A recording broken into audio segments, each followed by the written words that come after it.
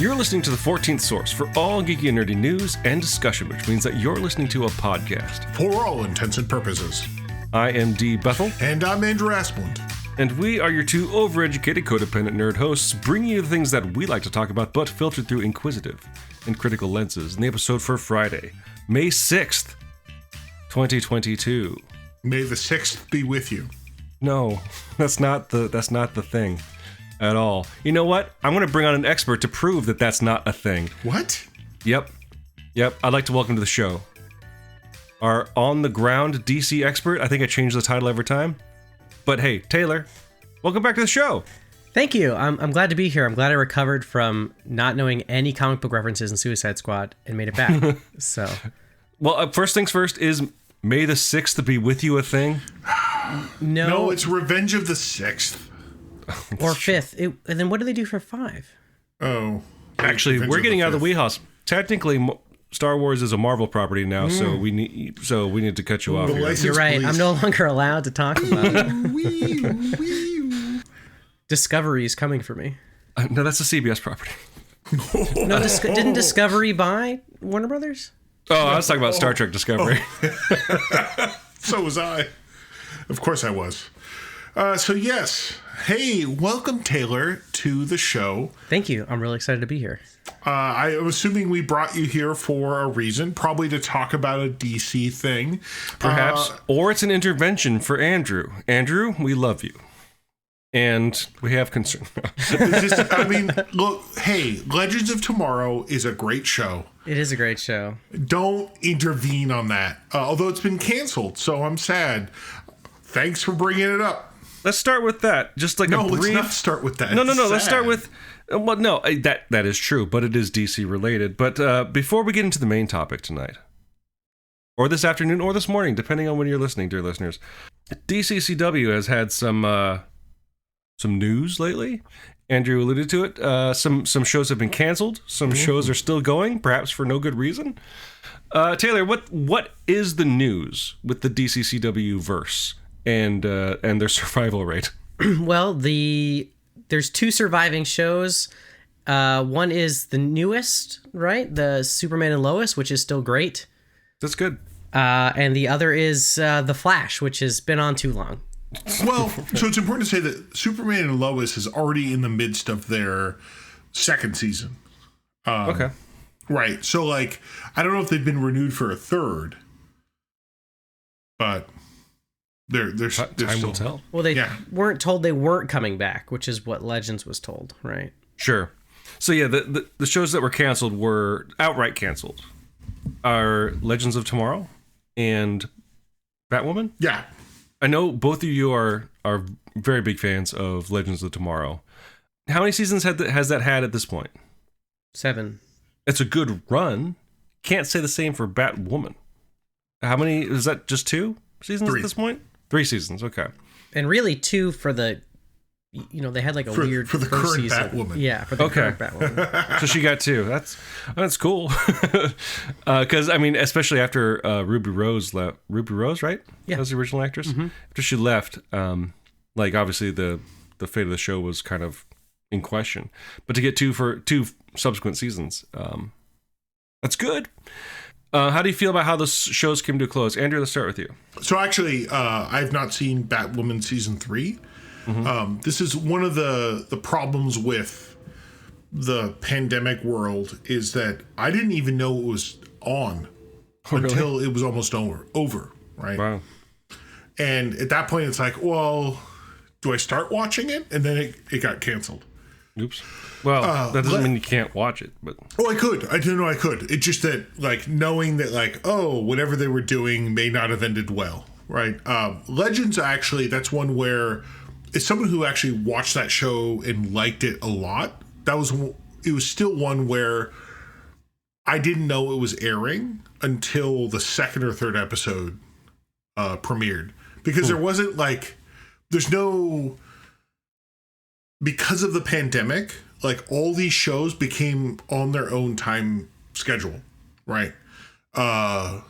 like a show would end. I think I've said this before on the show. Some of these shows, like, they would start a new season while their partner show was still finishing their previous season. Right? Stuff like that, where it's like, there's no idea, like, whatever season means, it isn't like it was when long, long ago, where it's like it started in around September most of the time, or it was an off-season show. Now it's like, no, seasons are just, it starts when whenever. It's done. Yeah. Yeah. Right. So the idea that, like, I didn't know Batwoman was airing until it was mostly over, and then it was like, well, I'll get to it, and then like, oh, and it's canceled, So I've actually seen that. Legends, I love that show. To me, it is everything that I've come to love from DC show or DC stuff, where it's like, it's a wild cast of different characters who are all very silly. So I'm a little sad. It's done, right? Because it had a very ensemble cast, like, and it would regularly add and subtract characters, right, and actors. So it was kind of like, whoever showed up this week, that's who's in the show, or this year, that's who's in the show. And I like that, right? Because it was, and they would work with it, hey, this guy showed up, we're going to make a story about him. Right. And being, again, I don't know anything. Isn't it ostensibly a time travel show? Yes. Mm-hmm. So they can bring in anybody. Right. And have them be a cast member. That's pretty cool. And bring back people. Right. And also, like, one of my favorites is when the actors, like, I love this show, but my character's done, come back as a different character. And, like, they've done that 3 times, I think. Really? Yeah. Which is like, and again, it's like, it's absurd, but fun. And didn't the actor from that always plays Constantine now, wasn't he on the show as well? As both Constantine and when they couldn't do his character anymore due to licensing issues, a different character. Fantastic. Yeah. Taylor, what are your thoughts? Were you more on top of these shows than, maybe, not to throw you under the bus, more than Andrew was? What are your thoughts about... He's worse than I am. I am worse. It's only because, Really? I used to watch Legends weekly. Mm-hmm. I mean, and we'd probably Flash and Arrow and everything else with Andrew. Oh, no. And then COVID happened, and we were like, well, we're going to pause for a bit. This will be over in 2 weeks. It'll be fine. Right. Oh, 2020. Yeah. What a naive time. And that was mid-season of, I think, season 5. 5 of Legends. Yeah. Yeah. And so and then because I fell off and, my partner, she doesn't watch those shows. So I just kind of was like, and then I finally decided to get caught up a couple weeks ago, and I burned through season 5, and I'm like almost, I think I'm done with season 6 or almost done with season 6. So I'm about to be on, I guess, the final season. But I love it. Every second I'm always like, God, I love this show. Like, they do stuff, like they did this thong song thing just recently, and I couldn't believe it. Yeah, Yes, they were in the like a future where it was like the Hall of Bad Decisions or something, like it was a museum. Yep. And everyone was like, you could tell that they were marrying, like they were supposed to be animatronics, but you're like, that looks actually like Cisco. And you're like, but it's a museum. And I was like, I don't know, are they really going to go with that? And they do stuff where, like, and then of course, one of the characters is like, oh my gosh, the thong song is so good. Everyone's like, don't touch that button.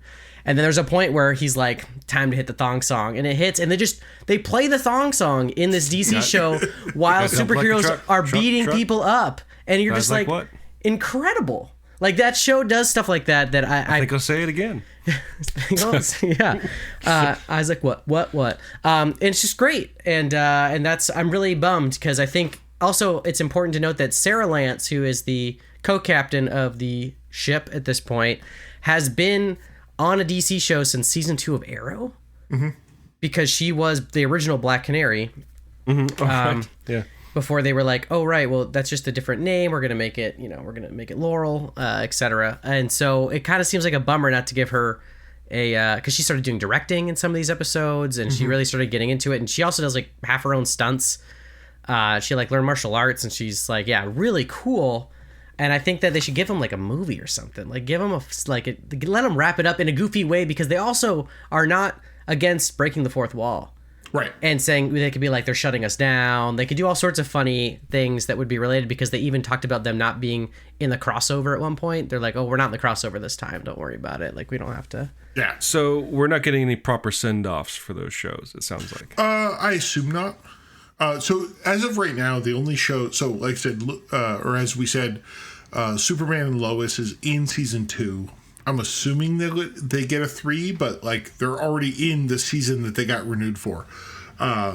Flash, beyond all imagination, got renewed. And I say that because as someone who watches it, like the show hasn't been good since the 90s.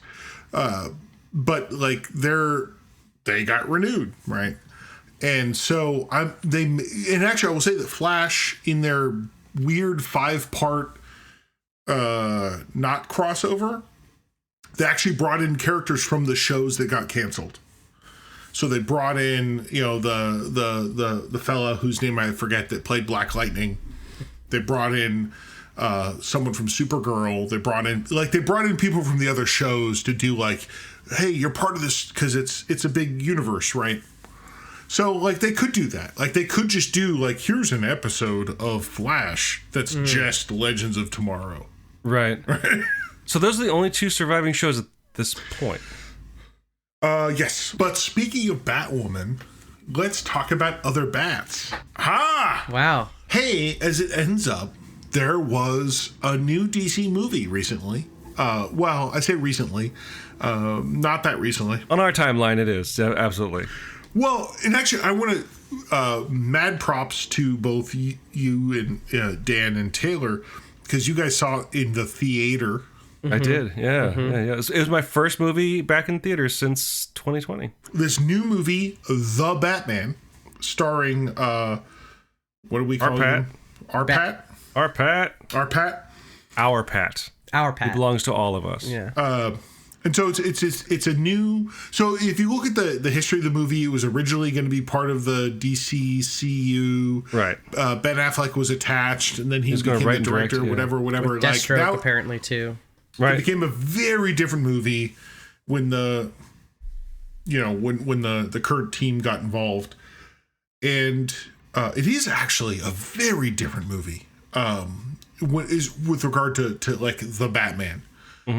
Because I'm gonna just start like this is actually probably the most street level detective Batman that's ever been featured in a film, if not film and TV. It's definitely the Batman movie that the Marvel Netflix shows would have made. Yeah. Right. It's like if there was, Martflix got a license to Batman, which doesn't make sense, it would have been this. And I want to say it because Batman is weird to me as someone who doesn't really know DC that well, because DC is full of like demigods, right? It's full of the Green Lantern and Wonder Woman and Superman, these people that like literally just change the world around them through their superpowers and their whatever. And then there's this guy who's like, I'm a real good detective, and honestly, in a lot of movies, especially like the Zack Snyder movie, or movies, I don't know, I guess there's 2. He was not like he was just a guy. He was like an Iron Man, right? Even in the Nolan movies, right? He beats people up and has good tech. So it is this weird thing that, like, this movie is. I'm gonna just say it. Like, he's a detective. It's a noir film. And I think with that in mind, I think you bring up a good point, but I want to throw it to Taylor because there's been a lot of Batman movies, right? From obviously the Keaton film, the Keaton Burton films. What about the West film? The West film. Yeah. I'm talking about within our lifetimes. Although I think Taylor, were you born 1999? 89. Sure. So I have the whole Keaton run. Wow. I'm allowed. Burton's Batman movie descended, and you were born. I love it. Yeah, and that's why I just have a real connection. That makes a lot of sense. We'll ignore the Schumacher films, generally speaking, but obviously because the big cultural tentpoles were the Burton movies, Dark Knight, the Snyder films, the Snyderverse, and then of course this one. As our on-the-ground DC correspondent, I finally remembered the title, what makes this Batman movie different. And I say that for one thing, just to give you a little bit of context, the trailers for this film did nothing for me. 100%. They looked like every other Batman film I'd ever seen.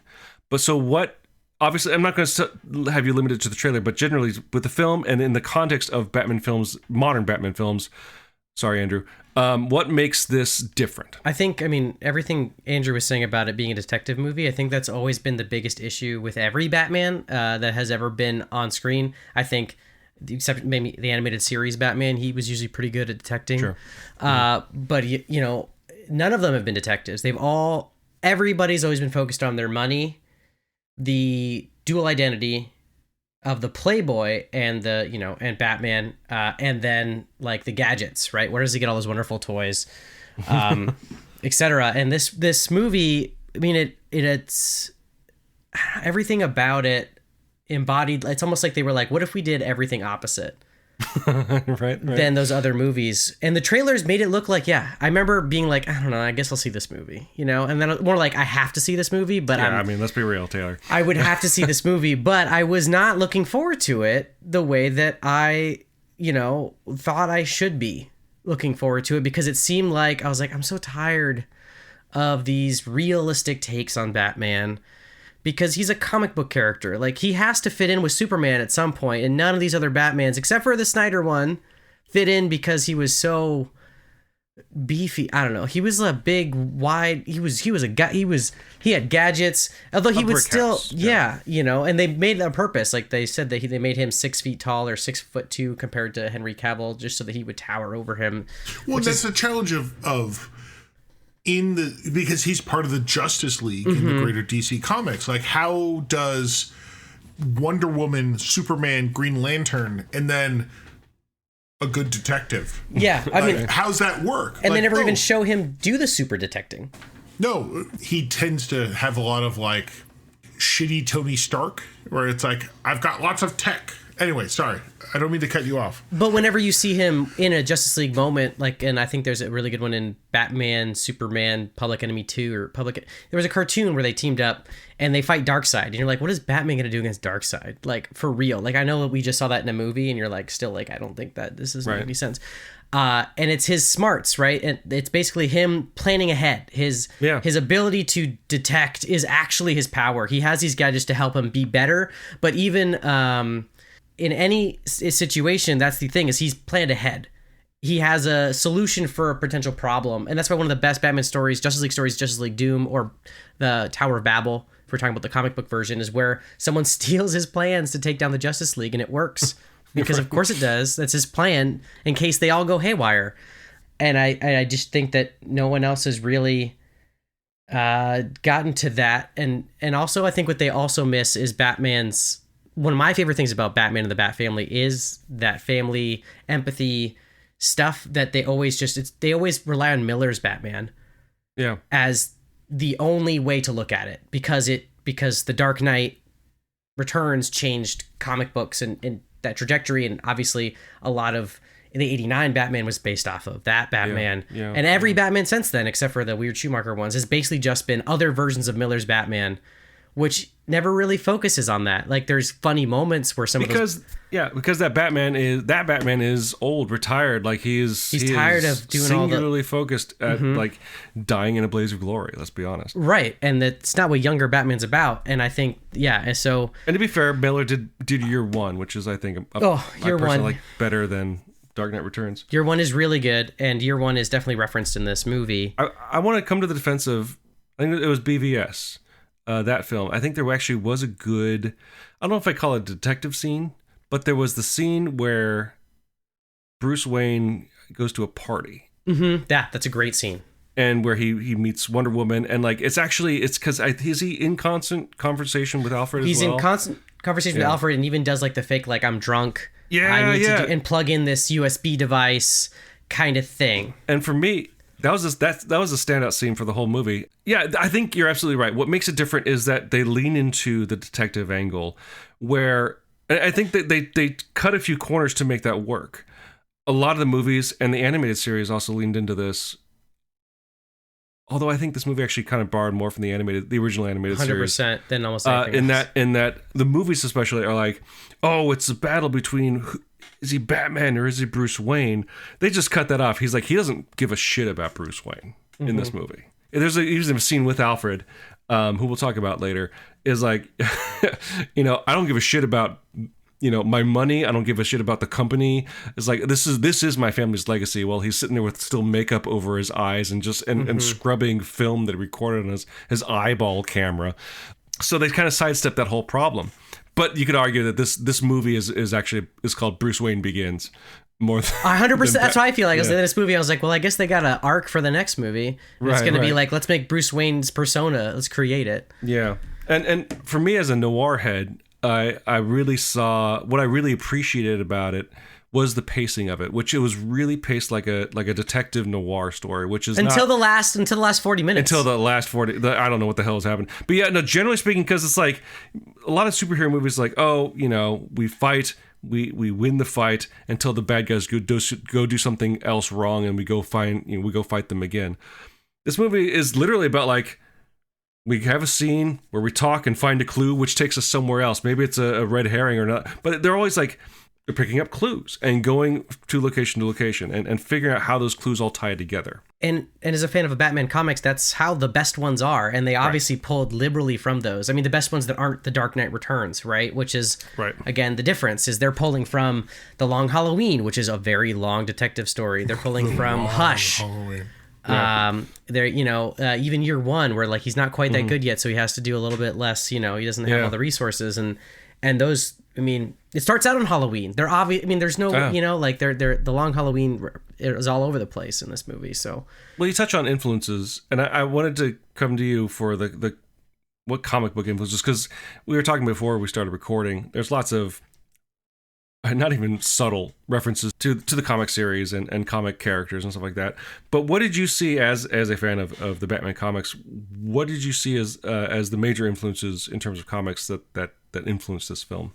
Yeah, the major framework is Batman Earth One, which was the Jeff Johns reboot as part of the Earth. There's a bunch of like those Earth One series. There was like actually J. Michael Straczynski did a Superman Earth One that I really liked as well. So, but that's one where J. Michael, where Martha is a Arkham and not a Kane, so she's usually a Kane. So when they said that, you're like, okay. And then also, that's where that comes from. Okay, because that was like, well, these motherfuckers don't know how this works. Yeah, right? And so they even had the storyline of like that her parents murdered each other. I mean, it was much more like it was like a sledgehammer and jumped off a roof instead of just like a normal, murder suicide. They had to do it over the top as a comic book. And then also that in that it was the Waynes were running for mayor, so that was also taken from there, as well as Alfred in that was an old army or old British Navy buddy that had come to become the security for Thomas and Martha, but they're like, you start once we become mayor, I'm gonna go take my kid to this movie tonight. Right. And then he came back and the kid's, he's just a little kid and he's like, I'm your butler is what he says to him, even though, because he doesn't know how to explain, like, I'm your dad's war buddy that was going to be this person and he put me as your legal guardian. I didn't even know. Otherwise you go to foster care. So basically Alfred's entire idea was also based off of this Earth One. Yeah. So definitely huge focus there. Yeah. And that version of Alfred has really made the rounds through the adaptations. I know that Alfred was the one in Gotham. Where Alfred becomes more of ex-military rather than just a butler. The hand-to-hand fighting trainer of Batman. Right. Sean Pertwee from Gotham. And I was Jeremy Irons. Did they hint at that background in the Snyderverse? I think so too. I mean, definitely he was like doing way more than just your butler, right? He wasn't just bringing you a tray with. He was flying the craft or whatever, like, and also doing other stuff. Yeah. Part of me can see that Batman is this Batman later, and the Jeremy Irons character of that. Like there's you could have a through line that gets there, which I thought was kind of interesting on my fourth viewing. I was like, these could be related. Well, it's good that Andy Serkis was. I mean, the digital model they had for him. No. He was actually acting in this one, Andrew. He's all green screen. It's all that the green screen. That's what he looks like. Yeah. No, believe it or not, yeah. He doesn't. I thought he had like an arm that turned into a cannon in real life, but that's not. I thought he was just a little weird, shriveled. I don't know why they got James Spader to voice him. So weird. So then the Long Halloween, like I said, definitely with the long detective story and people getting murdered and not really knowing who's taking these people out. Is that John's as well? No, that was Loeb, I think. Oh, I think you're right. Yeah. Sorry, you're right. And then also Dark Victory as well, because Dark Victory is a sequel to that, and that's where Falcone is Catwoman's dad. They allude to that in Dark Victory, the sequel to Long Halloween. The scratch from Catwoman on Falcone's face is year 1. So that was a year 1 edition, and I think year 1 is the one where they connected Thomas, Wayne, and Falcone in some sort of, I can't remember. I'm pretty sure that was related. And then definitely Hush, I think, is the other huge, to the point where even the Riddler's costume in this is Hush-like, more so than Riddler-like. Yeah. I hadn't considered that, but yeah. And well, it's certainly not Riddler-like. My favorite review said that he's dressed like a garbage bag. Yeah, definitely. And so what's interesting is I wanted to sift through Hush, and I'd heard that the animated movie of Hush was kind of bad, and I didn't know why, so I just rewatched it earlier today. And it turns out that Hush is the Riddler in that version. That's a good point, yeah. Right, in the original comic story, while Riddler wasn't Hush, it turned out that he was the guy behind the whole scheme.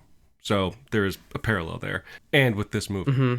Thinking about that and this movie and like the way, and also they straight up called out Edward Elliot, right? Yep. And you're like, okay, well, where's Tommy, the great surgeon that's gonna go crazy and is doing this? And at first, watching this movie, I was like, are they hushing this? Like, are they actually going to like straight up make this Hush? And they kind of did. This movie was as much as you can meld Hush into other movies and make it Riddler being Hush kind of in a way.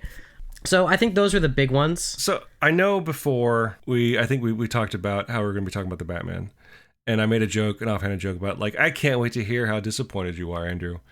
So I actually wanted to the next question I want to start with you. I've mostly been talking to Taylor. I apologize for that. Mm-hmm. What were your kind of thoughts about the movie? You had some pointed thoughts in the text chain we had, but I do want to know, like, because I know you're not so much into the gritty darkness of superhero movies. But what did you take away from this movie that you thought worked well and was maybe stood out from other iterations of Batman, at least in the cinematic sense?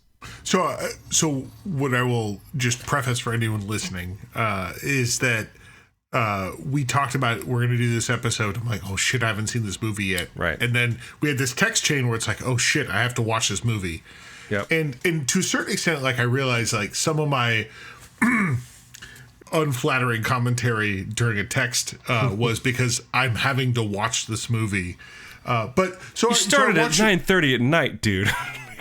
Come on. So first complaint, this movie is too fucking long. Right. 2 hours and 48 It's 3 hours. Yeah. Isn't it 3 hours? It's 3 hours. It's just 3 hours. It's 3 hours. Yeah. It's too long. I will totally agree with you. It's all movies are too long now, but I'm also an old grumpy man. And apparently. I think to a certain extent, and I think one of the things that I think one of my not problems, but like my weird issues is watching DC stuff. I watch all the stupid DCCW shows, as canceled as they are.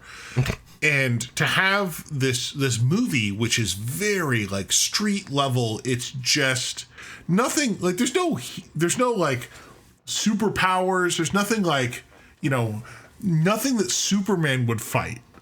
Right? No, because it would be murder. Yeah. Right, because it just there was a weird thing watching it. But I'd say that this movie, it's too dark. Also, I'll say it's too dark. I just pushed a couple buttons on my TV. I put it in like some weird HDR cinematic mode, and it looked fucking great. But I'm just saying. But maybe that's the thing where I should just like turn the brightness up. But I think I would say that when I'm actually watching it and thinking about it afterwards too, and then also like not really knowing what was going on because it's like, oh, this is really like it's got a lot of mess going on. Reading the synopsis afterwards, I'm like, oh, okay, that's what that was about. I do think that this was like. It was Batman as detective, and that's actually kind of cool if he's not part of the DC universe, right? Like I actually it can be cool. And also, I'm just going to say, I'm going to segue real quick into John Turturro is... oh, yeah. That was a bullet point on my list here. Yeah, no, he's like... MVPs of the movie. Just to see him, and also like the idea that we have this Batman story where the real villain is a mobster. It's Carmine Falcone, right? Like, right. I actually, whatever the Riddler did not like, minus, but like the realization, like he's not the villain. I guess he's just. Well, he did blow a lot of shit up. He did. He's a villain, but he's. I think he's this. Whatever this universe is, I don't know if it's all linked. My takeaway was, oh gosh, what was the name of the director? He did the Matt Reeves, this director. Matt Reeves, yeah. He did the Planet of the Apes movies. Yeah. Right? I liked those movies a lot. He's like, let's take Joker from the Joker, from that recent Joker movie. Like, let's actually make him blow shit up. And like, because yes, the ultimate villain of this movie is organized crime, right? But there's the villain that causes the most destruction, most immediate destruction is incels. Yeah, and with incels that, you know, this is the first time we've had a supervillain that has goons dressed just like them, and I think that is some delicious comic book nonsense that they ended up making make sense. If only he didn't dress like a garbage bag. But the thing but I think the garbage bag thing is really interesting because there's a whole other angle I could talk about, which is coming from my point of view as a true crime fan. This movie is actually pulling a lot from that. Like there's a lot of Zodiac killer stuff and stuff like that pulled into here in terms of ciphers and riddles even, and the mask that he's wearing. But here was a villain who, yes, he's pathetic. And yeah, he's over the top because it's a Batman movie, but like he was actually the scariest villain to me, more than Falcone, because it was like, here's a guy that embodies a lot of stuff we're seeing out in the world, people that are causing real harm, these incel MRA people, and he knows how to use social media, and if everything we've seen in the last 6 years, like if you know how to use social media and you have a shitty message, you can get acolytes. Yeah. And I'm like, this movie to me was brilliant, especially on that first watch. It was like, this is like the scariest superhero movie I've seen, because it actually like it grounded.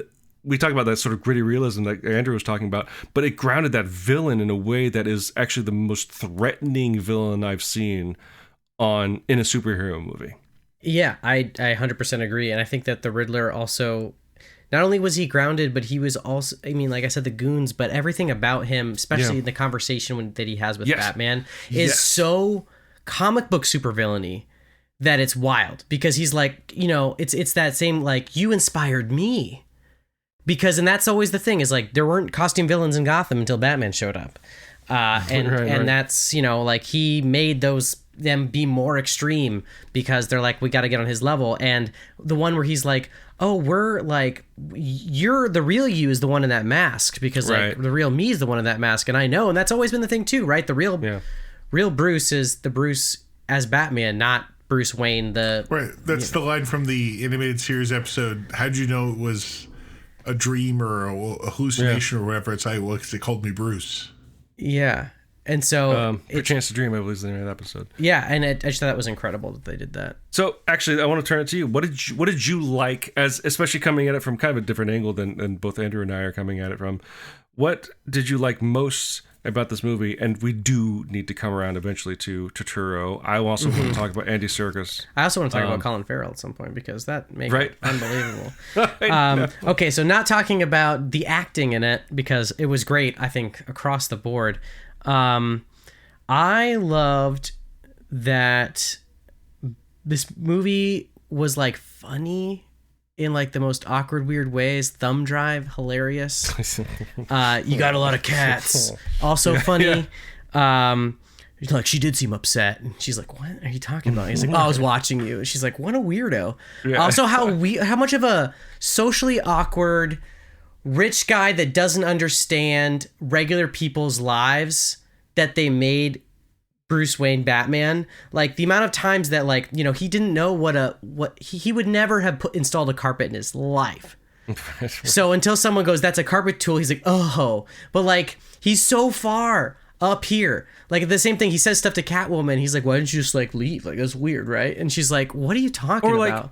Walking around that crime scene at the beginning of the movie, right? He's like, oh, that thumb was severed when he was still alive because he could see like the clotting and shit on it, right? Yeah, and he says weird, he's almost like to a level of like he's really smart and socially awkward. Like, and I also don't think this Batman's had sex. Like, I don't think he has. And I think Catwoman's sexuality is just like seriously all up on him, and he's liking it, but he does not know what to do with it. Like He's like, yeah, I'll kiss you back. Sure, this is great. Like, he's like super stoked on it. And there's a reason we never see him writing those diaries after he meets Catwoman. Yeah. I don't know. I just think drawings of boobies. It's just, he is so like a damaged child that grew up sheltered, but smart. And then decided this was like his, like, you know, it seems like realistic in that weird way. I also, let's see. I appreciated that a lot. I thought that was very good. I referenced comic books all over the place in the goofiest ways. Like him running down the side of a building on a rope. Amazing. The opening with the I am the shadows, and like basically it was the opening of Batman the Animated Series with the helicopter instead of a blimp, and then there was like the bat signal, and I was like, that's amazing. He also talks about the guns. I don't know. It's just the empathy. That's what I like the most, is that this is the first and only on-screen Batman that I believe would take care of a Robin. Explain.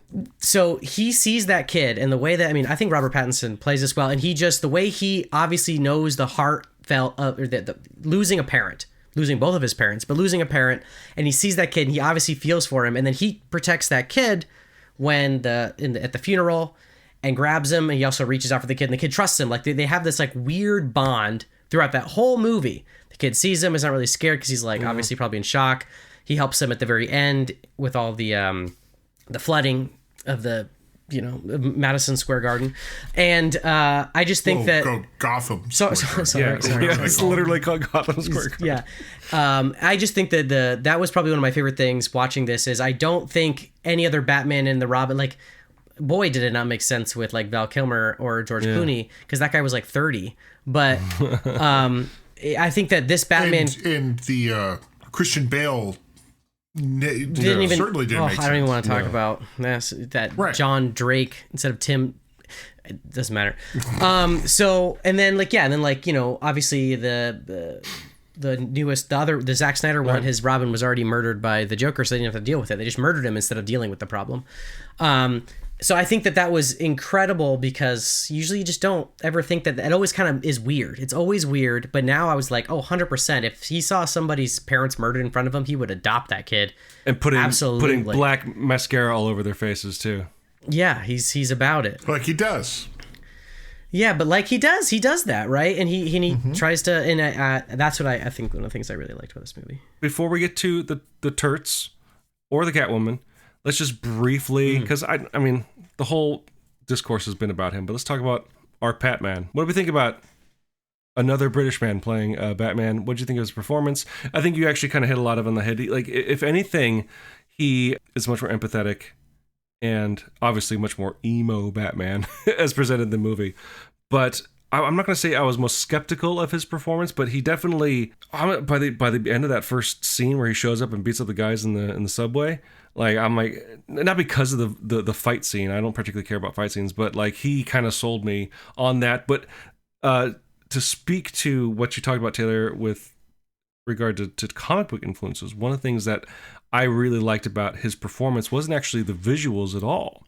It was something that I don't think any modern Batman movie has done, which is incorporating an indelible part of an inseparable part of the comics, which is the narration.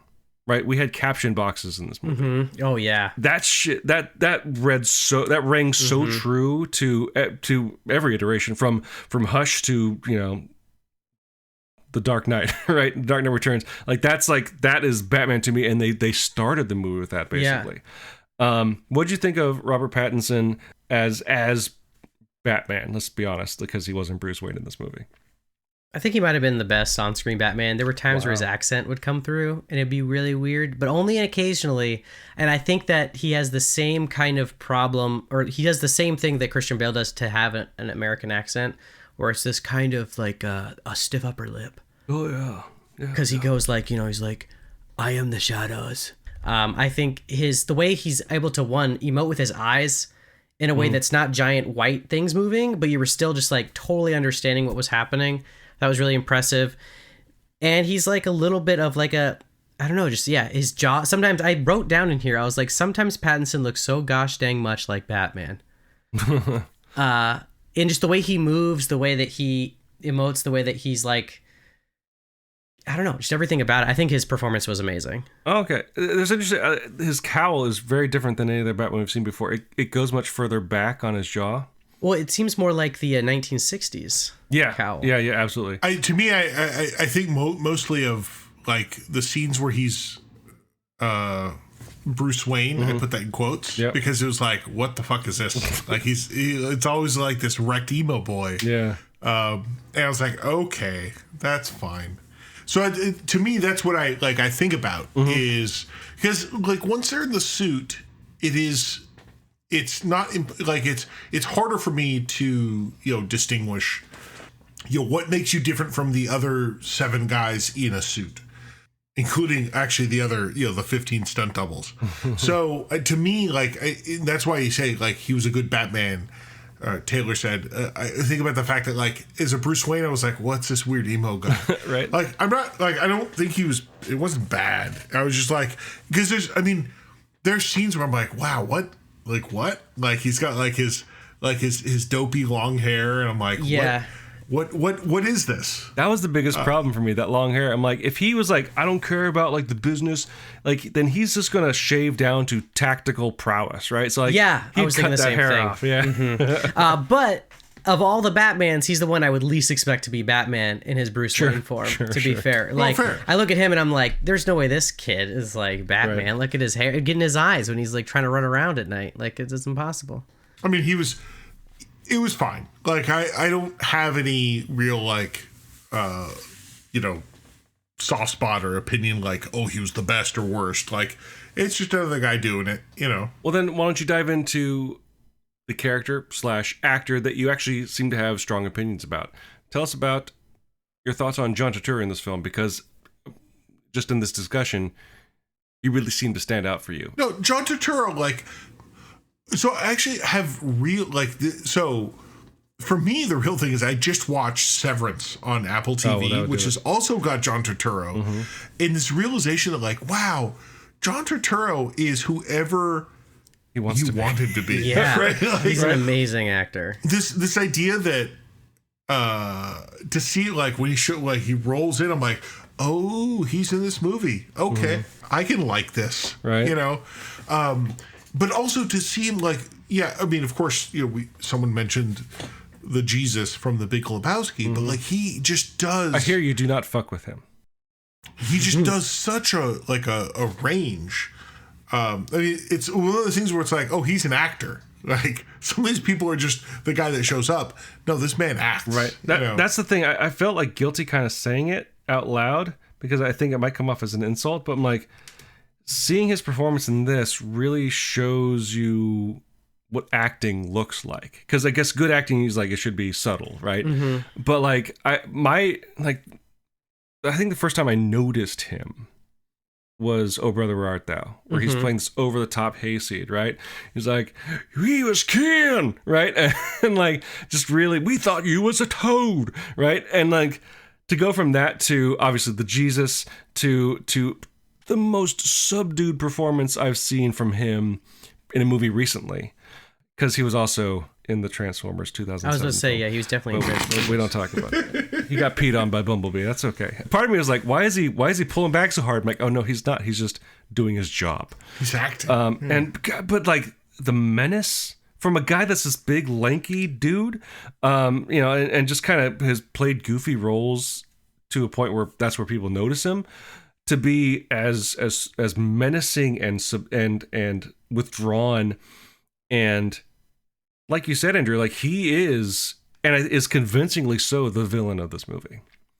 was outstanding. I remember that he was the standout character and actor for me in this film, and I think that says a lot because I think in terms of the comics and the video games, the gangster part of Batman is like the least interesting part for me. But I was all in on Turturro's Falcone. I love Turturro, and I was also just excited to see how good he was in this movie. I do think that first time viewing, I was like, Maroni, Falcone. Gosh, I'm confused for a second because I was like, wait, so then because.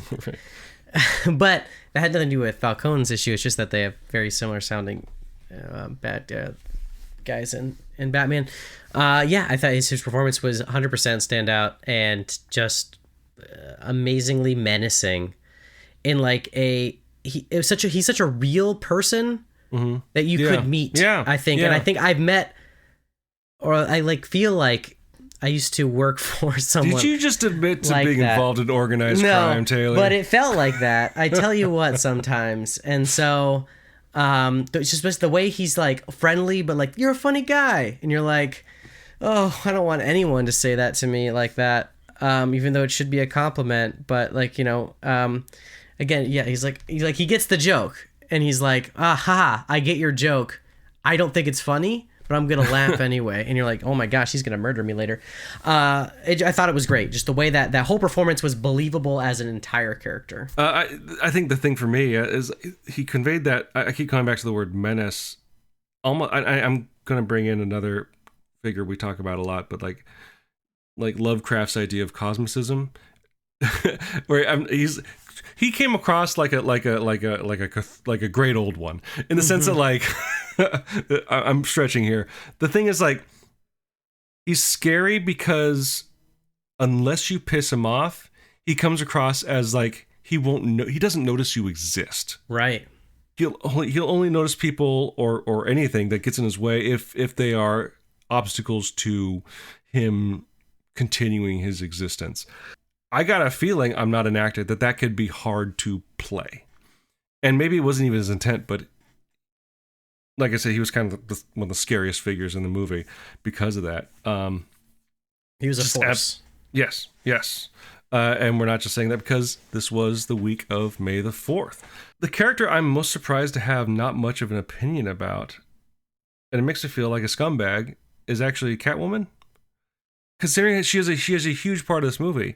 I think part of that comes just from the sheer amount of characters in this movie versus the amount of times I've seen it, and how much content there is in this movie. I think on future viewings, I would actually pay more focused attention on her and her arc and the nuance that she absolutely brought to the role. If anything, like the kind of read I was getting from her, there's a little bit of dissonance between characters where we have like the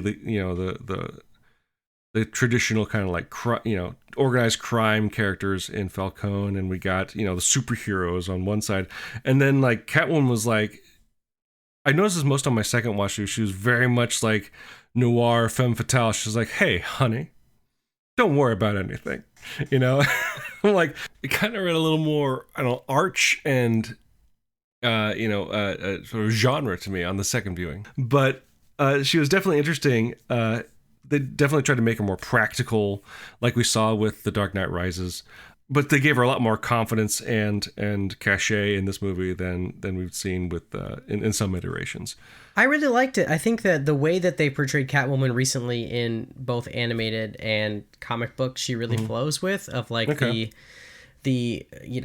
thief with a heart of gold that could marry Batman, could be with Batman because their ideals aren't too different. Like, she doesn't have his same code, but she also isn't inherently bad. Right. As far as like the villains that could be turned, the villains that could be good guys for a bit. And even just rewatching that version of Hush, the way they did that, you're like, okay, this was this playing into this movie? Did they know what was going to happen? Because I know that came out years before, or at least a couple months or a year or something, but very similar, honestly, in a lot of aspects. Okay. I loved Zoe Kravitz as Catwoman. I think she's the best on-screen Catwoman since, like, anything like the Eartha Kitts of the 60s. This is Halle Berry. Yeah. Oh, yeah. Definitely. And I also like that they gave her some comic book like I feel like they really haven't done that where they give her comic book moments, like her scratching Falcone, having the 3 scratches on his be from her, or different comic books making that her father. I also think she was very capable, like you said. We saw her stealing things. We saw her going toe-to-toe with Batman in fights, even though he just kind of picked her up and put her on a table. We also saw her just kind of take it all in stride the way Catwoman always seems to do. Like, all the crazy stuff Batman had going on, she was like, all right, whatever. I'm down for this. And also the sexual tension between them might be the best sexual tension between any like love interest in a Batman movie. She was definitely in control of that situation. Yeah, and I think going off what you said, you're like, this is a Batman, and we're just like, whoa, girls, what's happening? Yeah, he was. Oh boy. But you're like, they definitely could though. Like, you know, I believe it. So I thought that her performance was great. Although the most unrealistic thing was, you know, I think this was due to it being PG-13, but there's no way she tried to put on that skin tight suit, and like the undergarment she was wearing would have ridden right up. It would have been a nightmare for everyone. I just don't think that would have been possible. So that was actually an observance from Taylor, my partner. She was like, you couldn't wear those underwear in that suit. Right, you'd be torn in half. Yeah, I got a lot of Year One vibes from her character in this movie. A lot of parallels there. To me, like, this is a weird thing where I think about it. I think Zoe Kravitz did, you know, she did great at the part she was given. And I think that's fine. Like, when I say the part that she was given, I don't mean to say she did poorly. Right.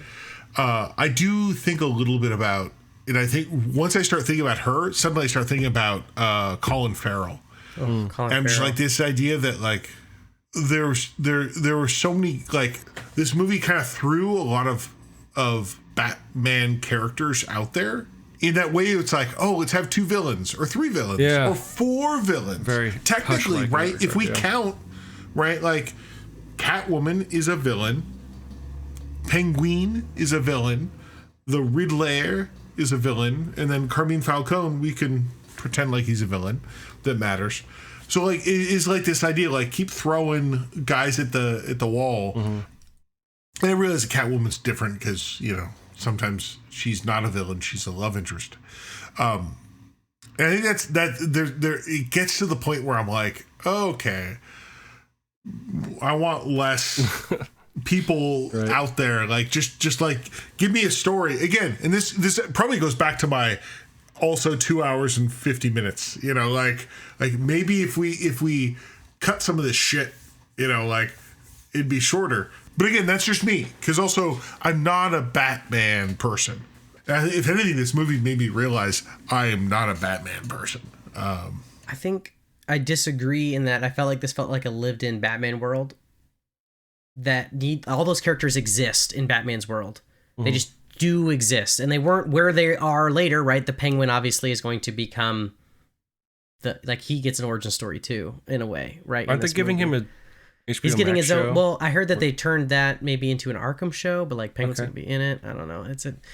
I prefer the Gotham PD show that they had planned, because again, Gordon we haven't even talked about. I thought Gordon was great. Gordon was great too. Yeah, shit. Yeah, we forgot about Gordon. Gordon was fantastic. I thought that he did a good job of being like, you know, the first time I watched him, like, man, they're making Gordon kind of dumb so Batman could have all the good parts. Yeah, but then by the fourth time, you realize he's catching on. He's just repeating what Batman says after Batman says it weirdly, awkwardly in front of everybody. He's on the up and up. He gets what's going on. And so, you know, I think that it feels like a lived-in Gotham one. The Gotham itself as a character is the most Gotham-y Gotham. That's one thing that, my wife really pointed out. She's like, man, she always was really impressed with, like, the interpretations of Gotham and, like, the dripping noirness of it. Yeah. And she was really impressed with kind of the look of it. And we looked it up, like, it's filmed equally, I believe, mostly in London, and I think, I forgot, maybe Chicago? It felt Chicago-y. Yeah, it's like the weird blend of old world, new world kind of stuff. I mean, I heard someone told me, like, oh yeah, it's raining all the time in that movie. And I don't think I noticed really, because I just live in Seattle. Right. And so I was like, it's always raining. That seems normal to me. I don't know. I think Penguin was amazing. He was very penguin-y. He was in the outfits he was supposed to be in all the time. Yeah. He was kind of like this. No, he never said quack quack. You're right. He also didn't look like Danny DeVito, as gross as Danny DeVito looked. I would say he never looked like Burgess Meredith. My biggest problem with the Penguin is like, yeah, Colin Farrell's a good actor, but like they had to change how he looked completely. Like, why not just hire someone that looked the way they wanted them from to an look? Acting perspective, it got to be fun though.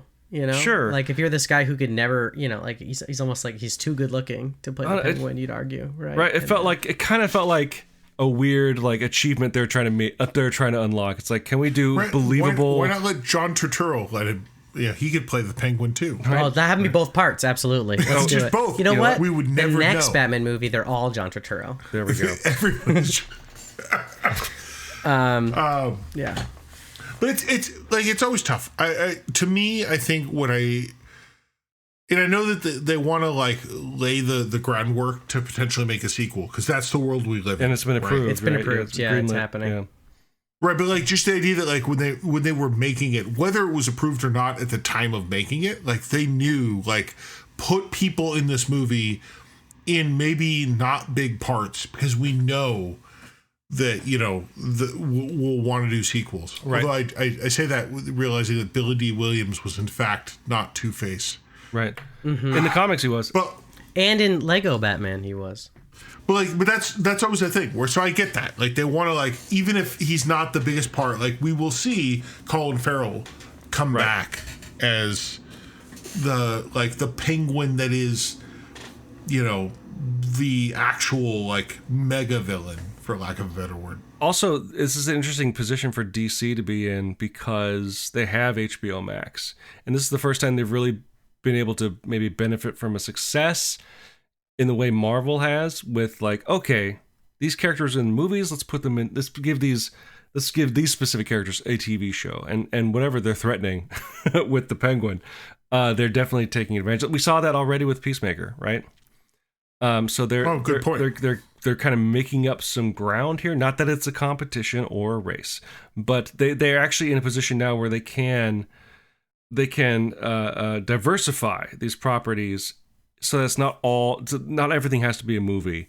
They can make TV shows. They can make whatever. The last thing I want to say about it is like, I think at this point, the biggest touchstone I have for Batman is actually the Arkham games, because I love those and I've played all of them multiple times. I've actually just finished, I think, my 7th playthrough of Arkham Knight. I'm not talking about in terms of story, but mostly in terms of aesthetic. Like, this really felt like an Arkham game made into a movie. Because I don't think I was planning to write an article for the website about this, but I just never got around to it. Of like, the aesthetic of the Arkham games is the artistic term, the grotesque.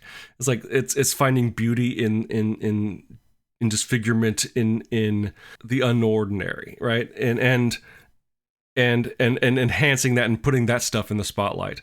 We see a lot of that kind of stuff in the Hellenic period of Roman sculpture and stuff like that. While not as grotesque and just, let's be honest, straight up disgusting as some of the character designs are in the Arkham games, this one is like kind of was just making things a little gross on the edges to the point where I'm like, oh, it felt comfortable because I spent so much time literally in those worlds. I don't know if I don't know if you had any experience with the Rocksteady games. I mean, yeah, it definitely. I mean, even the way the Batman fights. Do you think I'm crazy? No. Even the way the Batman fights, especially in the end scene where he's kind of flying around, like they're trying to do their best to show. I mean, they did that kind of in Batman versus Superman when he was fighting in that one warehouse scene where you're like, oh my gosh, he is Batman fighting the most unrealistic hand-to-hand combat man I've ever seen. Where this was a little bit more grounded. You saw how he was doing it all. He was using his gadgets really well. Although I wrote this note down that like he really could have like saved himself like a lot of like hand cutting with his batarang if he just had batarangs instead of just one.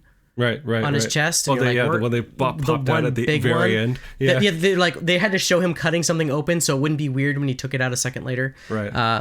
But I mean, and I heard that's what the cinematographer of this movie was the same one that did Dune. And he was saying that he really wanted to make this feel like you were like there, and so he like put an extra like plexiglass screen in front of the film so that raindrops would get stuck on it and kind of smudged up the edges. And also this movie does amazing things with depth of field. Sure. Where like people have to hit a mark that is like amazingly on, like to get out of frame into frame with the way, and like it's kind of always dark around the edges in a way that you're like, is my TV broken? And they're like, no, this is the way it's supposed to be, which I really appreciated. I felt, it definitely has Batman Arkham vibes, all over the place. And maybe that's why I love it so much. I'm like, well, I'm just watching a long cutscene. It could have just ended when they caught the Riddler, right? They could have pushed the... 100%. They could have done that, but then we wouldn't have gotten a little hint of venom, when he took it out. It was green and everything. When he put that adrenaline shot in himself, 100% venom, right? Not necessary. Venom. It wasn't necessary. It was cool. It was cool. It wasn't necessary. Everything after they caught the Riddler was cool and unnecessary. Yeah, I'll definitely agree with you on the unnecessary part. We didn't need to blow up the levees. As a guy that lives in a city that depends on levees, I was triggered. Oh, it was... the water thing was weird. It's like, I guess they're going with 0 year, those comic book references are definitely... It was bizarre. I'm like, we're 2.5 hours into this movie, and it's like, you know what? Let's blow the world up. I'm like, okay. Oh, shit. But that part when he came down was really cool. When he maybe I wasn't like paying attention, but just like, oh, the city's flooding. Like, what city is this? I know. They did. I'm watching it over and over again. They tried to show that it was on the edge of water a lot. They did that. They did do that. They did. This movie did a good job of telegraphing. Gotham City's in a ditch. Yeah, it's a poorly planned city. It's Louisiana somehow. At sure. the same time as it's Chicago. But we could talk about this movie for a long time. I don't want to talk about the movie longer than its runtime. But the Batman, let's cut this off. Overall, I liked it. I think it's based on the impressions I got from the trailer. I expected just another Batman movie.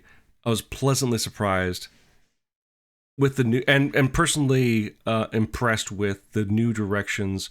And like Andrew was talking about, sort of the noir / detective based directions that they were taking it, that everybody would argue is the heart of the character. Mm-hmm. And so with the sequel coming, I'm excited to see what they do.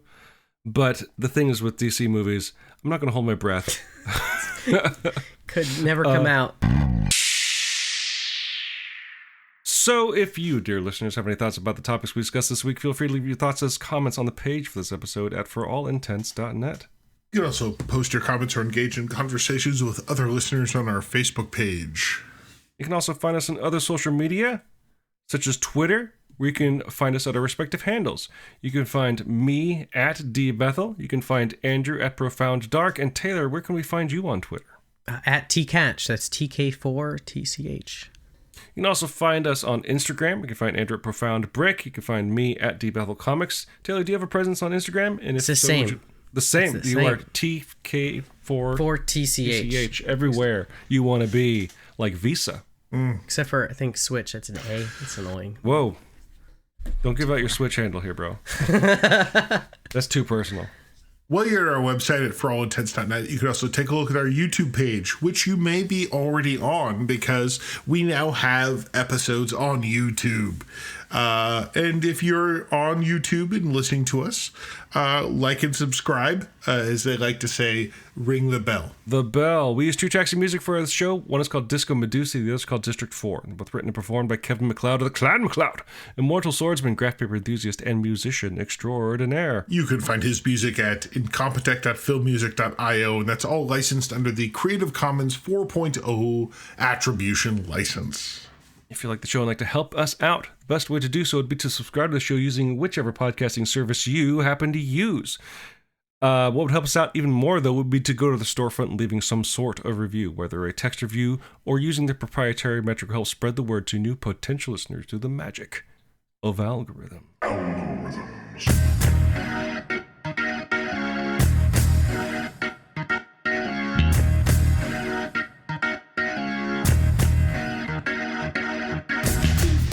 Now, I know this is a long episode already, but let's briefly talk about probably the most important piece of media that's gone online recently.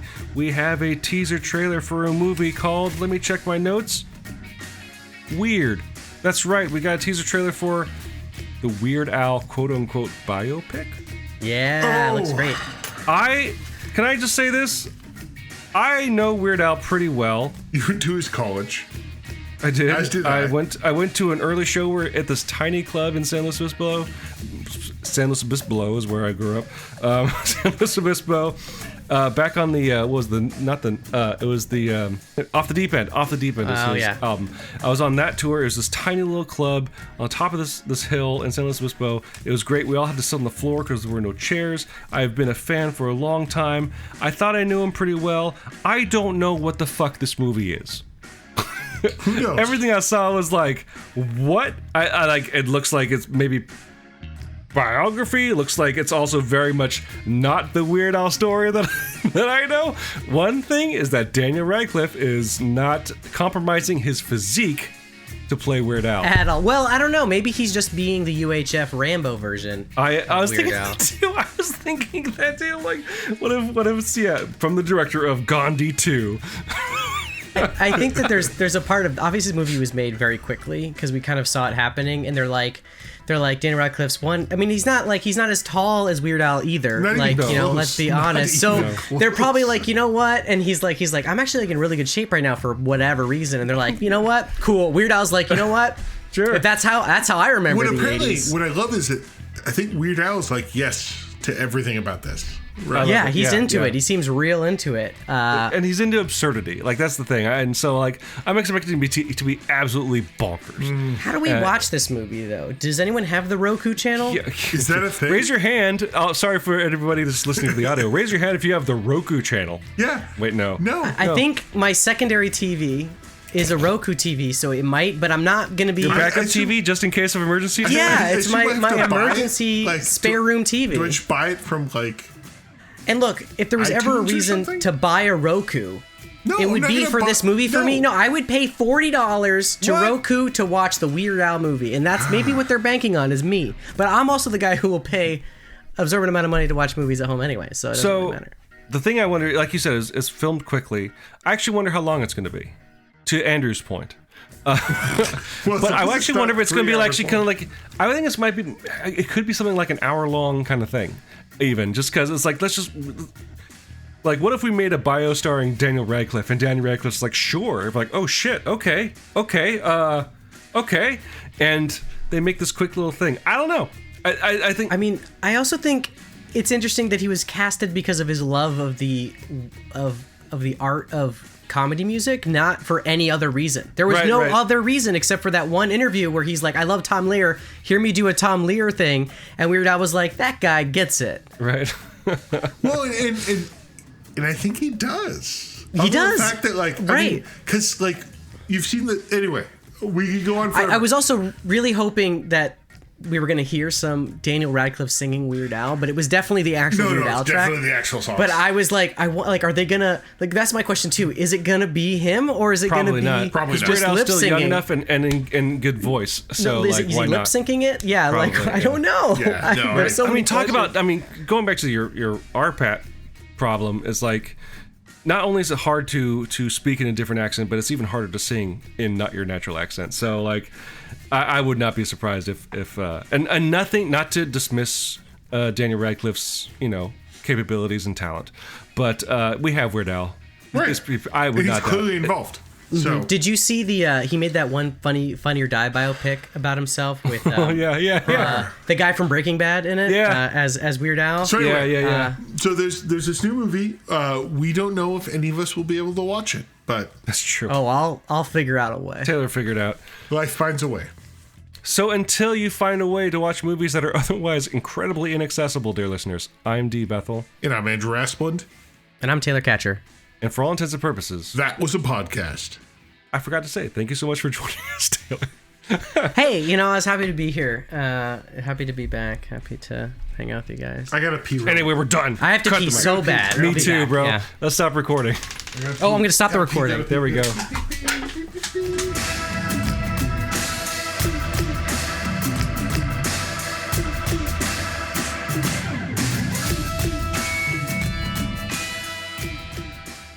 I ended Monday saying this movie sucks. You did. I don't want you both to be upset. I was going to say, like, you don't have to show up for this episode if you don't. Yeah. If all you say is, fuck this movie. Fantastic Beasts, The Secrets of Dumbledore, 2 hours and 22 minutes. I mean, if that's all the secrets he has, that's actually pretty reasonable. But speaking of Batwoman, let's talk about other bats. Okay, the Hoseiken Seiko Bat is subtitled incorrectly. Oh my gosh. No, I'm sorry. I have to.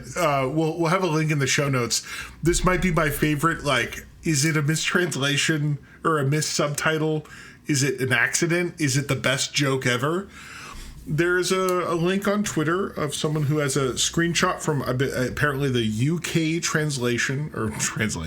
the UK version of the original Teenage Mutant Ninja Turtles movie, and there's a line from the movie where Raphael, I believe, says, "Is that He's having a skirmish with Casey Jones, right?" and he takes out a baseball bat. I could do this whole scene like back and forth. I know this movie so well. At one point, Casey Jones pulls out a cricket bat, and Raphael's like, "A cricket bat? No, cricket." You gotta know what a crumpet is to understand cricket. But then he pulls out a baseball bat and then he swings it at Raphael. Raphael catches it, looks at the bat, and it's a branded Hoseiken Seiko Bat. And he says, "A Hoseiken Seiko Bat? Tell me, you didn't pay money for this, right?" But apparently in this UK subtitle, the subtitle was not Hoseiken Seiko, but Hoseiken Seiko. Yeah, they made him do a Japanese name, which actually I wonder if that's like his name in Japan. I don't know. He had a lot of merchandise. Right? So either way, it's beautiful, is what I'm saying. Which honestly, given where Hoseiken Seiko went with his life, it's probably better that he becomes Hoseiken Seiko. Right. Of the great and venerated Seiko family. I think it was great. I like this version of Alfred a lot. Totally. I just think that it's a departure from the Michael Caine version. Michael Caine. Eat shit and die. I don't think it'd kill me. It'd be very unpleasant and probably bad for me, but I don't think I'd die. ¿Por qué no los dos? On my fourth viewing, I finally figured it out, actually. So okay.